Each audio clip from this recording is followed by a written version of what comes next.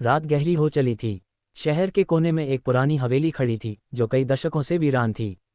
लोगों का कहना था कि वहां जाने वाला कोई भी इंसान कभी वापस नहीं आता। कुछ का मानना था कि वहां किसी प्राचीन आत्मा का वास था, तो कुछ इसे महज अफवाह बताते थे।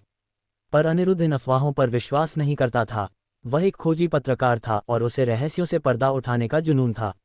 एक दिन उसे एक पुरानी किताब मिली जिसमें हवेली से जुड़ी एक डरावनी दास्तान लिखी थी। लिखा था कि इस हवेली में कोई अनदेखी शक्ति छुपी थी जो हर 100 साल बाद जागती थी और अपनी ताकत बढ़ाने के लिए किसी न किसी इंसान को निगल जाती थी।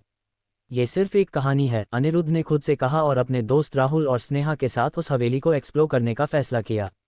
रात के ठीक 12 बजे वे तीनों हवेली के अंदर दाखिल हुए। अंदर घना अंधेरा था और हवा में एक अजीब सी ठंडक थी। सीलन भरी दीवारों पर पुराने जमाने की तस्वीरें टंगी थीं जिनकी आंखें जैसे उन्हें घूर रही थीं। जैसे ही वे अंदर बढ़े, एक पुराना झूला अपने आप हिलने लगा। स्नेहा डर गई, पर राहुल ने हंसकर कहा, ये सब बस हवा की वजह से हो रहा होगा। अचानक एक दरवाजा अपने आप बंद हो गया और तेज हवा चलने लगी। तभी उन तीनों को एक धीमी सी आवाज़ सुनाई दी, तुम लोग यहाँ क्यों आए हो? वे तीनों पीछे मुड़े तो देखा कि एक परछाई दीवार पर तेजी से हिल रही थी। अनिरुद्ध ने हिम्मत करके टॉर्च जलाए और आवाज़ लगाई, कौन हो तुम?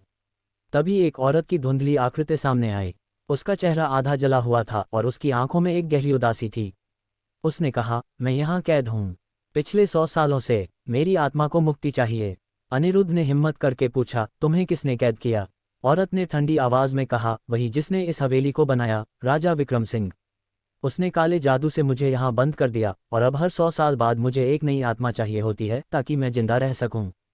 और अब तुम्हारी बारी है। राहुल, स्नेहा और अनिरुद्ध तेजी से भागने लगे। वे हवेली के पुराने ग्रंथों को देखने लगे और पता चला कि इस आत्मा को मुक्त करने का एक ही तरीका था, हवेली की सबसे पुरानी घंटी को बजाना, जिससे उसकी शक्ति खत्म हो जाती।